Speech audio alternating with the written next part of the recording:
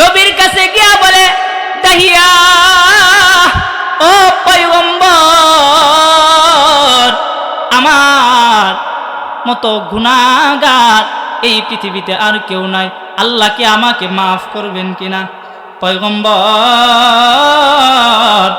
আমার কলিজার টুকরো সন্তান, আল্লাহ বলেন এক শ্রেণীর মানুষ এমন ছিল, ওয়াইদা বুশিরা আহাদুহুম বিল উনসা যাল্লা ওয়াজহুহু মুসওয়াদ্দাও ওয়া হুয়া কাযীম। ওই আইয়ামে জাহিলিয়ার যুগে কন্যা সন্তান আসলে মানুষের চেহারা কালো হয়ে যেত, তারা সব সময় ছেলে সন্তান চাইতো। দাহিয়া কলবি নবীকে বলে, পয়গম্বর, আমার কন্যা সন্তানটাকে নিজের হাতে মাটি খুঁড়ায়া কবরের ভিতরে দাফন করেছি। শেষ মাটিটা যখন দেই, মেয়েটা আমার দিকে তাকায়া বলতেছিল, বাবারে, আমার কারণে যদি তোমার অসুবিধা হয়, আমি তোমাকে কোনোদিন বাবা বলে ডাকবো না, বাবা, মানুষের সামনে তোমার পরিচয় দিব না, আব্বা, আমাকে মাটির নিচে পুঁতে ফেলো না। ও নবী, আমার মায়া হয় নাই, পয়গম্বর, আমার মেয়েটাকে আমি মাটির নিচে পুঁতে ফেললাম। ও পর্দার আড়ালের মা বোনেরা, আমার কণ্ঠ যত দূরে যাচ্ছে গভীর মনোযোগ দিয়া শুনবেন। আমি আপনাদের সামনে একটা আয়াত পড়েছি, দুইটা হাদিস পড়েছি, অল্প সময়ে কিছু কথা বলে শেষ করে দিব। আর কোনো দিন দেখা নাও হতে পারে, কারণ এই মজলিসে গত বছর অনেক মানুষ বয়ান শুনছে, আজকে তারা আসতে পারে নাই, কবর দেশে চলে গেছে। ও বাবাজি, আগামী বছর আনসারিয়া মাদ্রাসার মাহফিলে আসতে পারবো, হুজুর বসে থাকবে, এটার কোনো গ্যারেন্টি নাই। আপনারাও আসতে পারবেন, আসেনি গ্যারেন্টি। আমি আসতে পারবো, আসেনি। এজন্য গভীর মনোযোগ দিয়ে শুনবেন। আমি আপনাদের সামনে কোরআনের একটা আয়াত পড়েছি। আল্লাহ বলেন, ওয়াকাদা রাব্বুকা আল্লা তা'বুদু ইল্লা ইয়াহু ওয়া বিল ওয়ালিদাইন। বলেন তো, আমরা পৃথিবীর মধ্যে এত সুন্দর সৃষ্টি সৃজন দেখেছি, উসিলাকে? আরো জোরে বলেন। আল্লাহ সৃষ্টি করেছেন, উসিলা কারা? আরো জোরে বলেন, আরো জোরে বলেন। মা বাবার উসিলায় আমি তোমাদেরকে পৃথিবীর মুখ দেখাইলাম। এ বান্দা, একটা সময় তোমার হাত ছিল, তোমার চোখ ছিল, মুখ ছিল। এ বান্দা, তোমাকে আমি দুর্বল করে বানাইছি। ওয়া খুলিকাল ইনসানু দাঈফা। গরুর বাচ্চা দুনিয়াতে আইসাই দৌড় মারে, মারে কিনা? ছাগলের বাচ্চা দুনিয়াতে আইসাই লাফ মারে। কিন্তু আপনি মানুষ, আমি মানুষ, আসার পরেই আল্লাহ কথা বলার শক্তি দেয় নাই। এ বান্দা, তোমার হাত ছিল, হাত কাজে লাগানোর ক্ষমতা শক্তি ছিল না।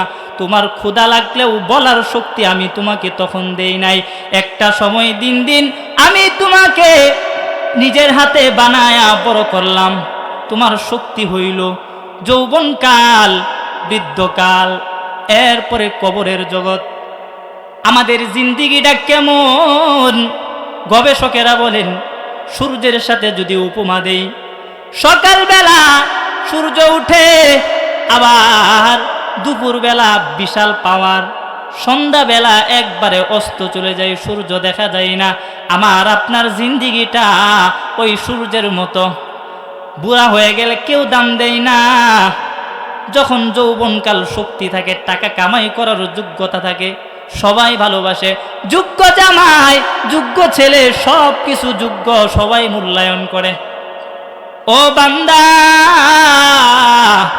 আমি তোমাকে ওই মা বাবার উসিলায় পৃথিবীর মুখ দেখাইছি।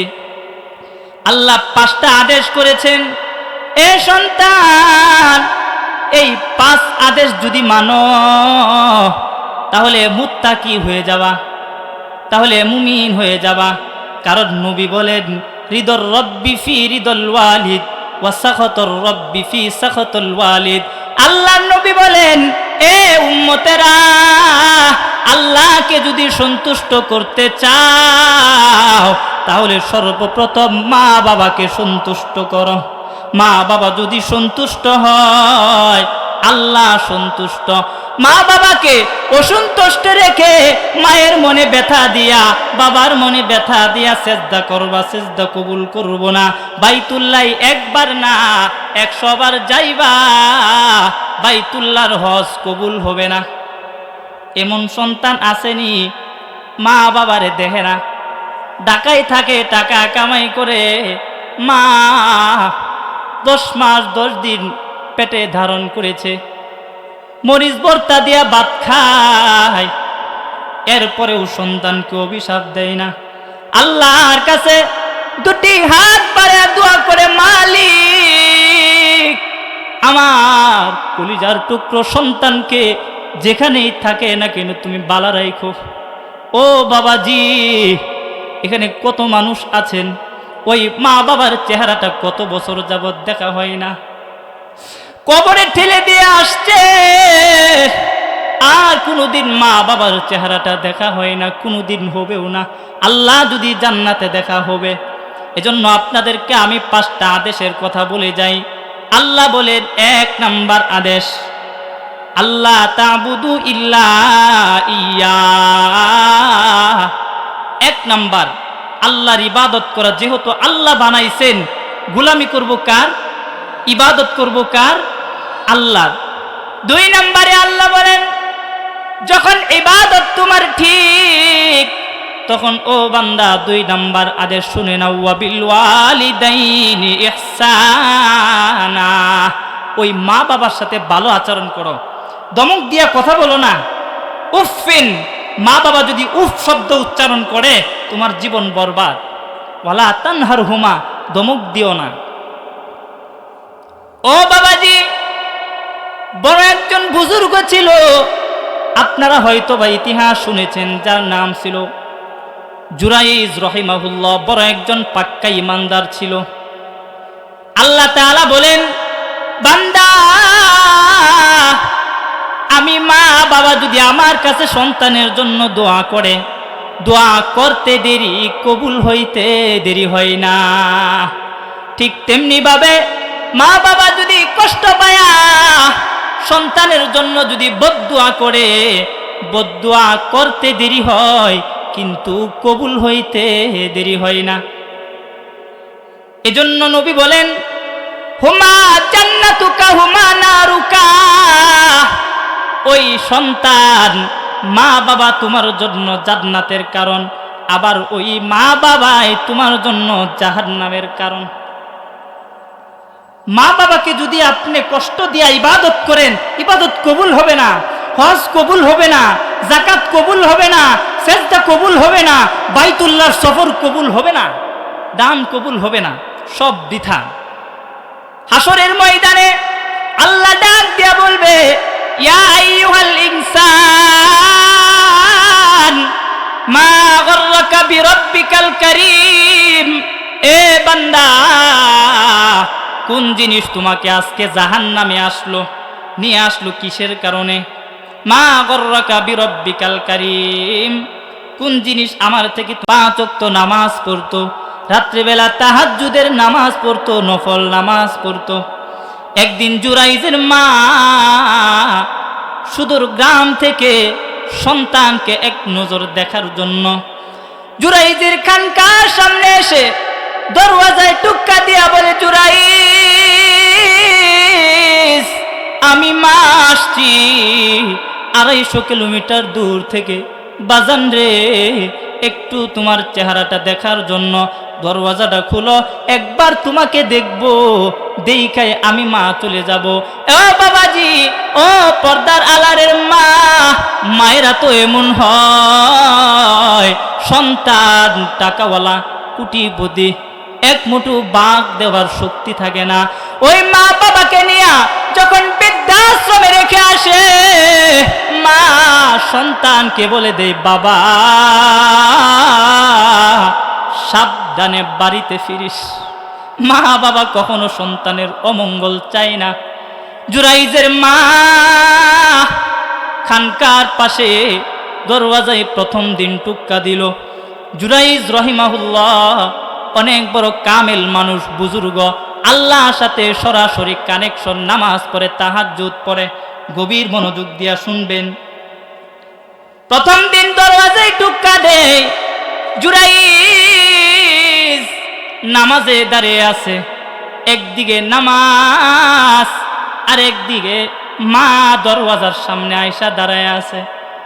জুরাইজ রহিমাহুল্লাহ চিন্তা করলেন, আমি যদি নামাজ ছেড়ে মায়ের ডাকে সাড়া দেই আল্লাহ নারাজ হয়ে যাবে।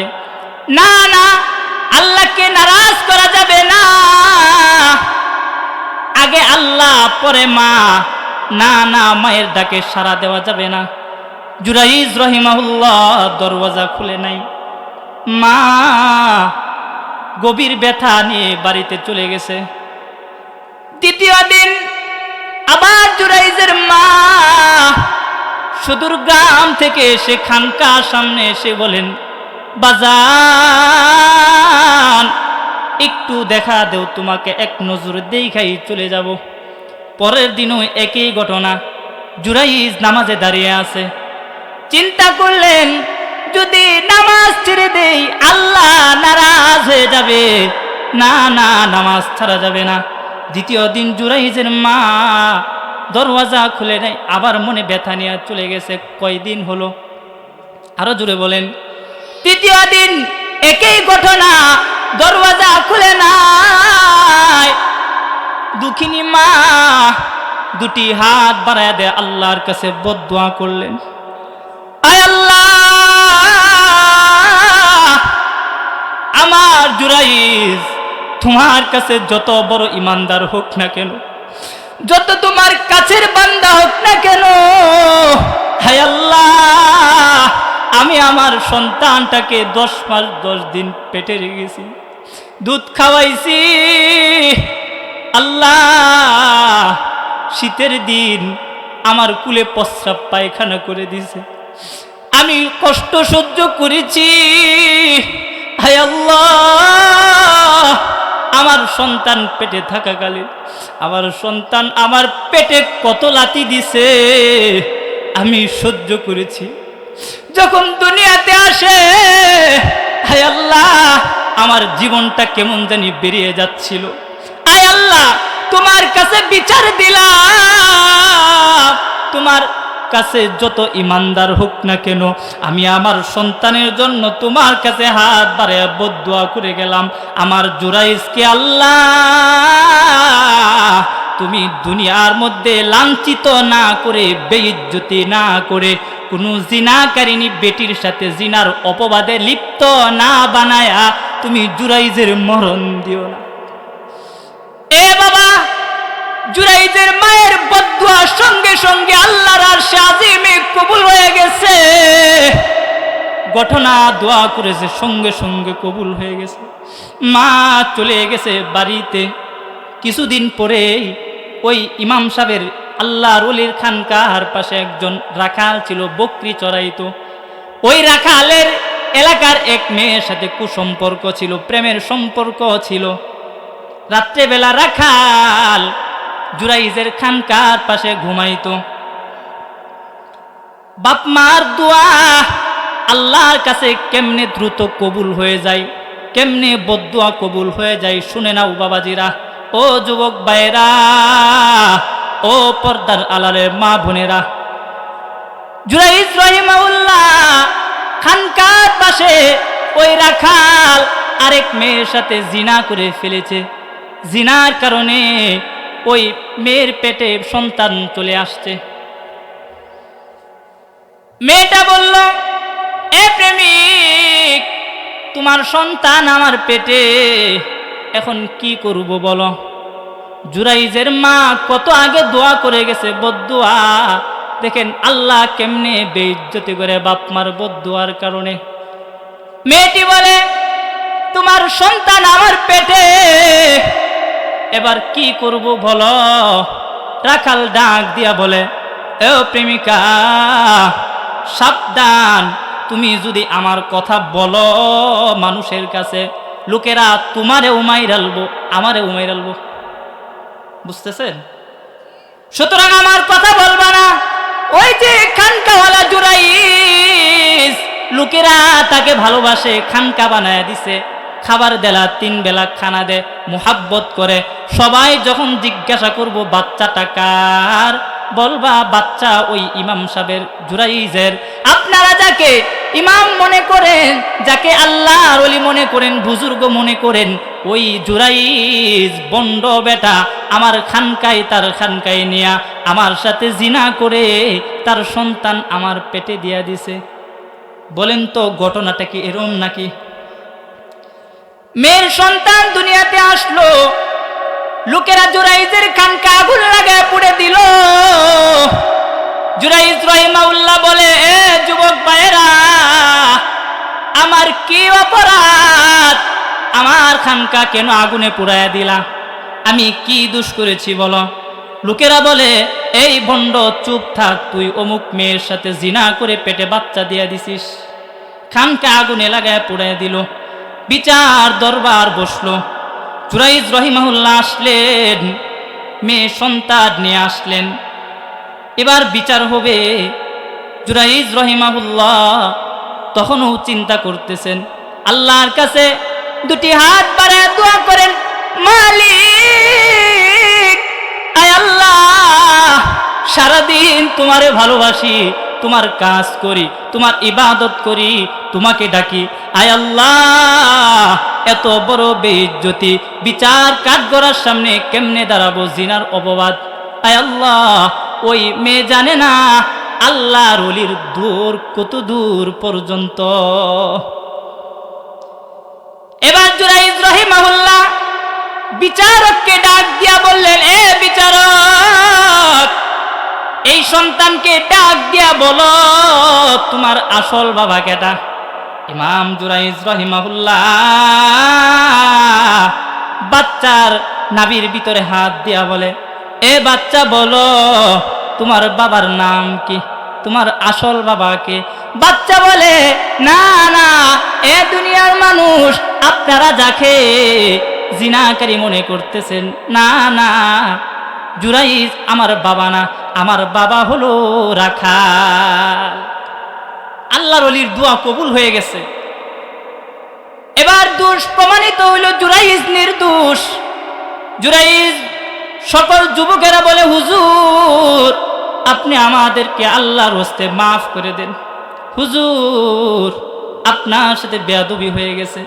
জুরাইজ বলে, ও যুবক ভাইয়েরা, দোষ তোমাদের না, দোষ হলো আমার।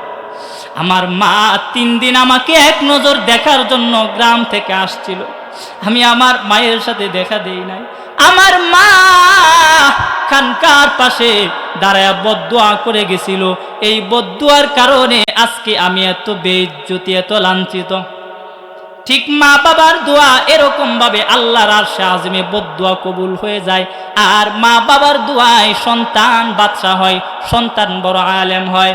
ও মা, তোমার জীবনে কত কষ্ট, বাবার ঘর থেকে স্বামীর ঘরে, এমন মায়ের অভাব নাই যেই মা একমাত্র সন্তানের চেহারার দিকে তাকায়া সারা জীবন কষ্টের উপর কাটাইয়া দিছে। আছে না নাই? ও মা, এত কষ্টের পরেও যদি তুমি আল্লাহকে না পাও, আমার মালিককে যদি না পাও, কবরে গিয়া যদি আযাব বুক করতে হয়, ও বাবা, কবরে গিয়া যদি আযাব বুক করতে হয়, তোমার জীবনটা 16 আনার বৃথা। এজন্য আল্লাহকে চেনার জন্য, আল্লাহর কাছে দামি হওয়ার জন্য 1 নাম্বার যেই গুণে গুণান্বিত হতে হবে বাবাজিরা, ইমানদার হওয়ার জন্য যেই গুণে গুণান্বিত হবে, সেই জিনিসটার নাম হলো একটা। চিল্লায়া বলেন কয়টা? একটা। তার নাম হলো তাকওয়াল্লাহ, আল্লাহর ভয়। আল্লাহর ভয়, আল্লাহর ভয় যার ভিতরে আছে, সে কোনোদিন বাপমার সাথে বেয়াদবি করবে না, মা বাবাকে কষ্ট দিবে না, জিনা করবে না, চুরি করবে না, অন্যের হক মেরে খাবে না, কারো উপর জুলুম করবে না।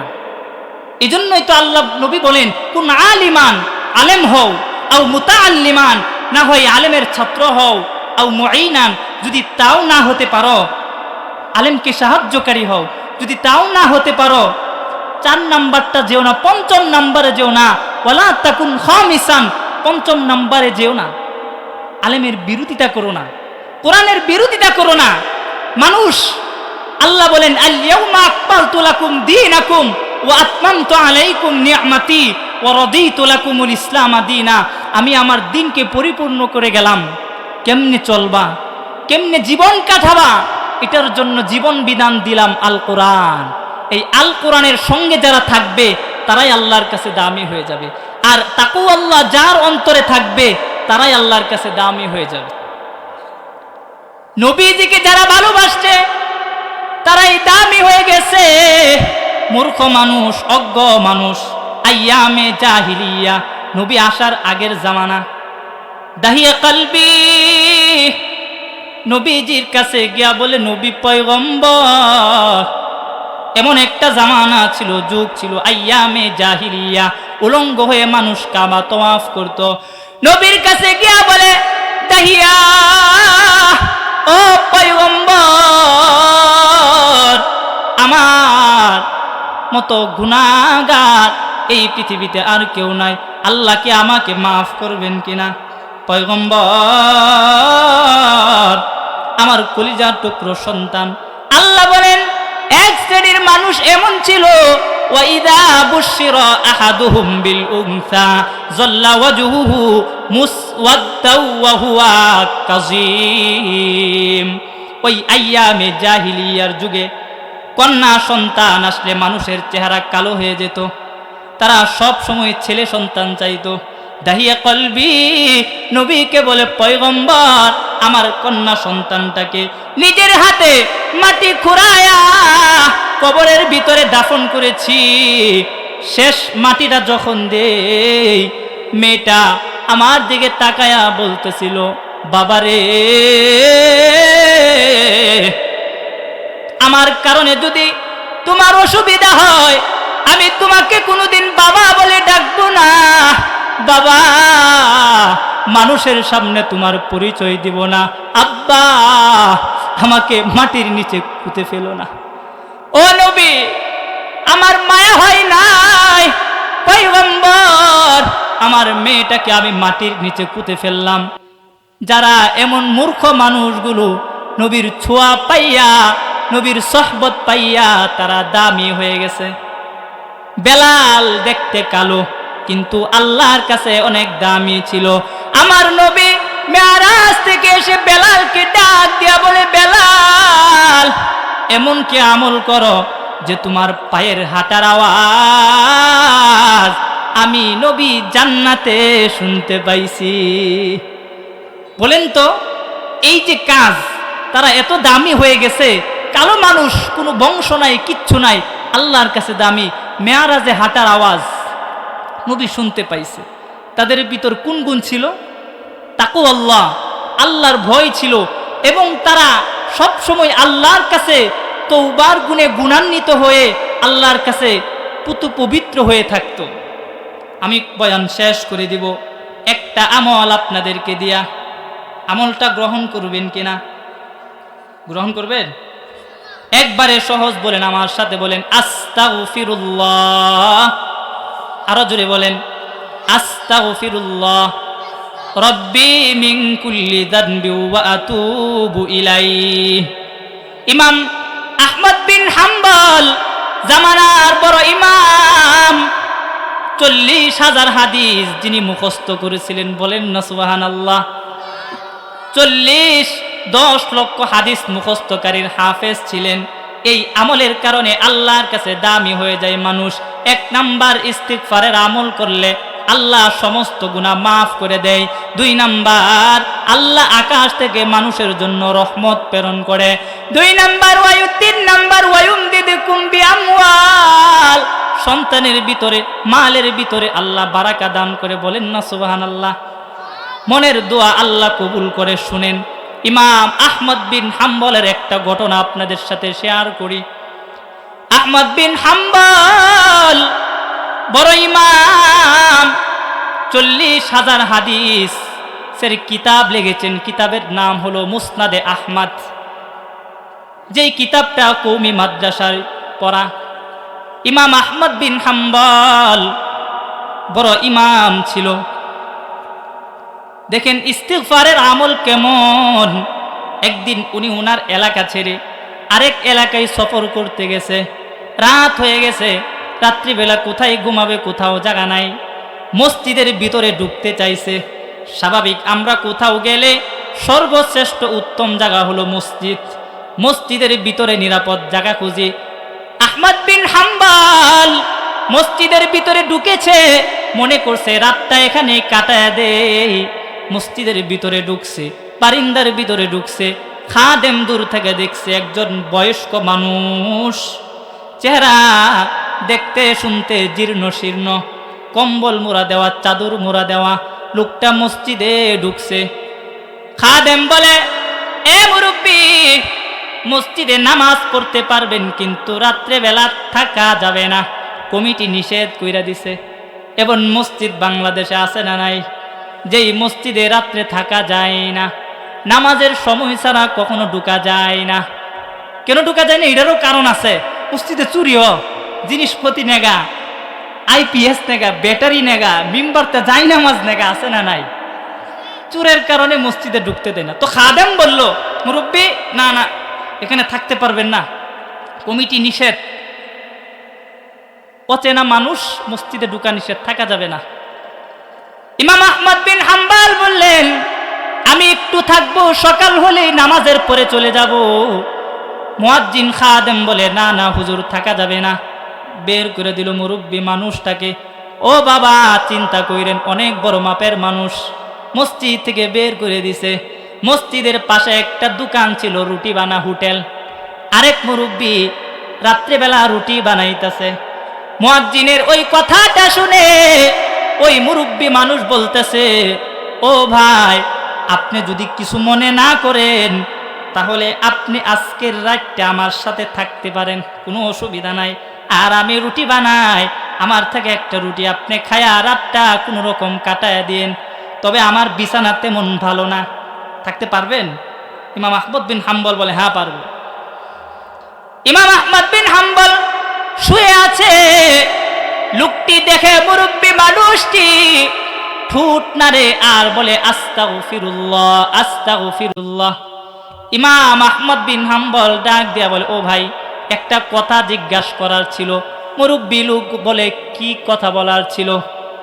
ইমাম আহমদ বিন হাম্বল বলে, আপনি জবান দিয়ে কি বলেন আর রুটি বানান যে? লোকটি ডাক দিয়া বলে, ও ভাই, আমি আমার জবান দিয়া একটা কথা বলি, আল্লাহর কাছে বলি আস্তাগফিরুল্লাহ, আল্লাহর কাছে মাফ চাই। কত গুনাহ করছি, এই গুনাহের জন্য আল্লাহর কাছে মাফ চাই। ইমাম আহমদ বিন হাম্বল বলে, তাহলে এই আমলটা করলে লাভটা কি? লোক বলে, আমি এই আমলের কারণে যত দোয়া করছি আল্লাহর কাছে সব দোয়া কবুল হয়েছে, তবে একটা দোয়া কবুল হয়েছে না। ইমাম আহমদ বিন হাম্বল বলে, ভাই, তাহলে যেই দোয়াটা কবুল হয়েছে না, এটা একটু কোয়া যাইব? লোকটি বলতেছে, হ্যাঁ কোয়া যাইব। সব দোয়া কবুল হয়েছে, আমার একটা দোয়া আল্লাহর কাছে কবুল হয় না, পস্তাছে না এখনো, তবে হ্যাঁ আমিও হতাশ হয়েছি না, একদিন না একদিন কবুল হবেই। ইমাম আহমদ বিন হাম্বল বলেন, কি সেই দোয়াটা? এবার লোকটি বলতেছে, আমগর দেশে এলাকায় একজন বড় আল্লাহর ওলি আছে, অনেকগুলো হাদিস মুখস্থ, মূর্খ মানুষ, গ্রামের মানুষ, আমার ওনার সাথে অনেক দেখা করার ইচ্ছা, ওনার সাথে যদি দেখা করতে পারতাম। ইমাম আহমদ বিন হাম্বল বলে, তাহলে সেই লোকটির নাম কি ইমাম আহমদ বিন হাম্বল? লোকটি বলে, হ্যাঁ। এবার লোকটি বলতেছে, ইমাম আহমদ বিন হাম্বল বলে, ও ভাই, আমি সেই লোক ইমাম আহমদ বিন হাম্বল। বলেন না সুবহানাল্লাহ। তাহলে আমল একটা, আস্তাগফিরুল্লাহ, যেই দোয়া আল্লাহর কাছে কবুল হয় না, এই দোয়া আল্লাহ কবুল করে ফেলছে। এজন্য বাবাজিরা, সব সময় তাওবা ইস্তিগফার পরে আল্লাহর কাছে পবিত্র হয়ে মৃত্যুর জন্য প্রস্তুত থাকবো তো ইনশাল্লাহ। মা বাবার সাথে উত্তম আচরণ করা, মা বাবাকে যারা কষ্ট দিয়েছি আজকে গিয়াই মাফ চায় ফেলবো, পারবো তো ইনশাল্লাহ। যাদের আব্বু আম্মু কবরে চলে গেছে, দান সৎকা করব। আল্লাহর কাছে দুটি হাত বাড়ায়া রব্বির হামহুমা, আল্লাহ দোয়া শিখাই দিছেন, ইরহামহুমা কামা রব্বায়ানি সগীরা, হে আল্লাহ, আমার মা বাবা আমাকে যেরকম ভাবে ভালোবাসছে, আদর করছে, খাওয়াইছে, আল্লাহ জানি না অন্ধকার কবরে কি হালতে আছে, আল্লাহ আমার আব্বা আম্মুকে আপনি ভালো রাখেন।